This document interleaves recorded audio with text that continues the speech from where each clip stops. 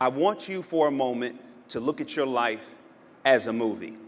As a young child, when I thought about the movie of my life, I'm the middle child of 3 boys and one of the few African-American executives in Hollywood. But when I go back and look at my life, when I was young growing up in the church, they said, DeVon, you can't go into Hollywood. That's the devil's playground. That's Sodom and Gomorrah. But I said, I believe God is calling me in the movie of my life into Hollywood to tell stories that can change the world. But DeVon, if you go to Hollywood, you're going to lose your faith. Don't you understand that that is a town that does not respect who you are or the God you serve?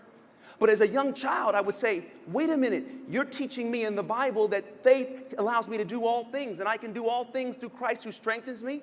But all of a sudden, I get to the gates of Hollywood and the power of God stops. Tell me, what am I supposed to believe? Does faith work or does fear work? Because you're telling me intellectually that faith is supposed to guide me, but then you're teaching me to practice fear the moment I get outside the doors of the church. So you can only imagine as a young boy, when you get smart with your elders, they say, boy, don't you get smart with me.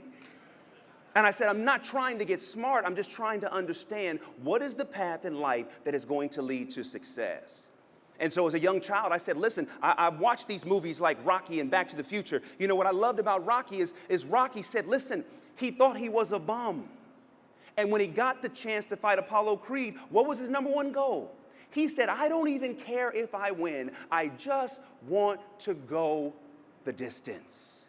And when I would see movies like that as a kid, I said, that's me. You know, as a middle child, any middle children in the house? Okay, we're gonna have a support group after this. All right, you know we need a little extra care and counseling. Because the older one, my older brother, he was the oldest, and my youngest was the baby, and here I am, the middle child, kind of put off to the side. But when I would see films, I would get inspired. And I said, I want to be able to make movies that can absolutely touch people in the way that Rocky and The Color Purple and Back to the Future did for me. But I had to make a choice. I said, am I going to go against what I'm being taught and follow where God's voice is leading me? Or am I going to follow those who may be ill-equipped to develop my movie and become what they think my story should be? Well, at a young age, I said, you know, I have to believe that God is the director of my story, and I'm going to follow him to the industry. And so here I am, an 18-year-old, young man, got into the University of Southern California. I go in for my first internship interview at the management company that manages Will Smith. I'm literally about to get my foot in the door, and at the end of the interview, the lady says, DeVon, is there anything else you want us to know? And right there, God is speaking in my ear. He said, tell her about the Sabbath. Now, you must understand something.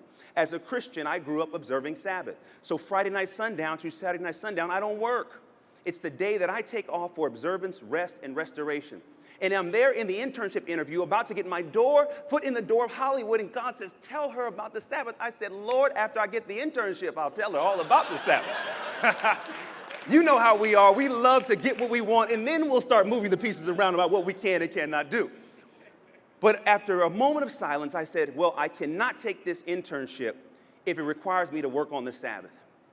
And it was quiet, just like it is now. And after a moment of silence, she said, DeVon, don't worry, we can work around that.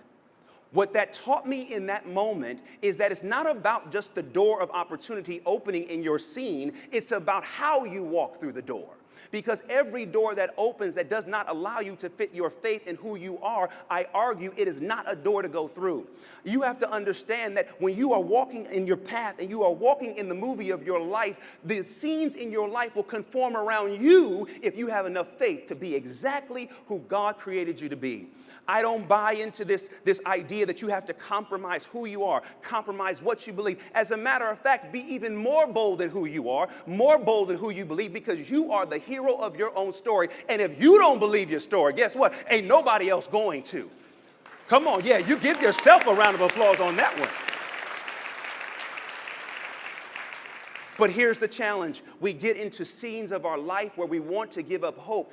As a studio executive, one of the things I do is I develop scripts into movies.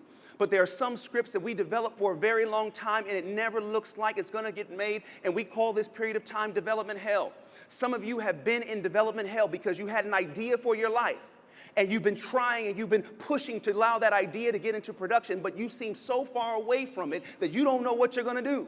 And in this moment, in development hell, it is so tempting to give up on the very idea that brought you this far. You must realize that in development hell, when you are going through a time where you're about to give up on yourself, give up on your God, give up on your friends, give up on your dreams and your beliefs, this is the time when you have to go back to the original idea that motivated your life and hold on to it and don't give up. Because you know why? Because it is just like a scene of a movie. There are some good scenes, there are some bad scenes, but if you keep walking forward, guess what? The hero always wins. And you know what makes the story good? The conflict the hero faces. So when you go through bad scenes, that must mean you are getting ready to be prepared to be victorious. You must know that a bad scene with conflict is not meant to take you down, but it's meant to actually bring out the hero in you and build you up. If I could allow us to label this scene that we're in right now, I would call it locked up but not locked down. You must get this. Anyone who is in Ironwood prison right now, you might be locked up, but they don't have enough iron in the universe to lock down your spirit. You have to keep your spirit up. You have to keep believing. You have to know that what you see is possible. Do you know why? Because in the movie of your life, you will succeed. Don't let your current circumstance dictate your destiny, because your destiny will be set up in the moment that you're in right now. Yes, conflict will come, but if you have faith, if you like who looks back at you in the mirror, everybody that comes against you is going to have to step back and say, wait a minute, we didn't know they had that much power. We might as well go ahead and let them out, because there are other people out there who need the hero that's within. When you're getting ready to give up on your movie, step back and say, no, no, no, no, no, this movie is still good. It just might take a little longer than you thought. Don't be impatient. Don't be getting so much anxiety. Relax, because you are going to win in the end. Thus saith the Lord.